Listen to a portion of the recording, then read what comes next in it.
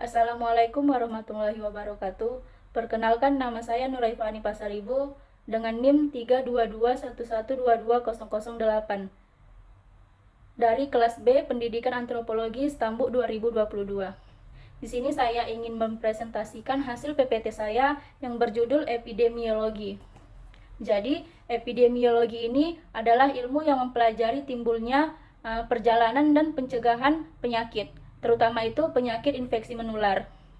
Epidemiologi ini berkenaan dengan distribusi dalam tempat dan prevalensi atau terjadinya penyakit, sebagaimana yang dipengaruhi oleh lingkungan alam atau lingkungan ciptaan manusia itu, atau tingkah laku dari manusia tersebut.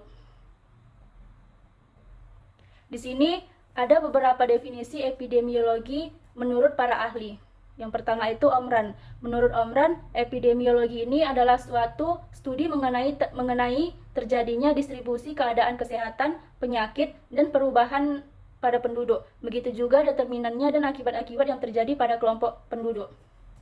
Menurut W.H. Frost, epidemiologi adalah suatu ilmu yang mempelajari timbulnya distribusi dan jenis penyakit pada manusia menurut waktu dan tempat.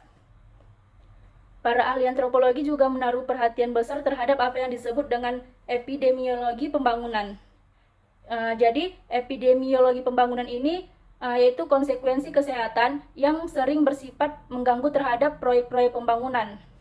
Contohnya itu timbulnya penyakit buta sungai itu terjadi karena setelah pembangunan danau-danau buatan, serta penyebaran penyakit bilharziasis itu akibatnya dari rencana-rencana irigasi, merupakan ilustrasi dari jenis masalah epidemiologi yang dipelajari oleh ahli-ahli antropologi di negara-negara berkembang. Di sini ada 3 komponen epidemiologi. Yang pertama itu frekuensi masalah kesehatan, yang kedua distribusi masalah kesehatan, yang ketiga determinan masalah kesehatan. Yang pertama itu frekuensi masalah kesehatan. Ini dimaksud menunjukkan pada besarnya masalah kesehatan yang terdapat pada sekelompok manusia atau masyarakat. Untuk dapat mengetahui frekuensi suatu masalah kesehatan ini ada 2 cara. Yang pertama itu menemukan masalah kesehatan yang dimaksud.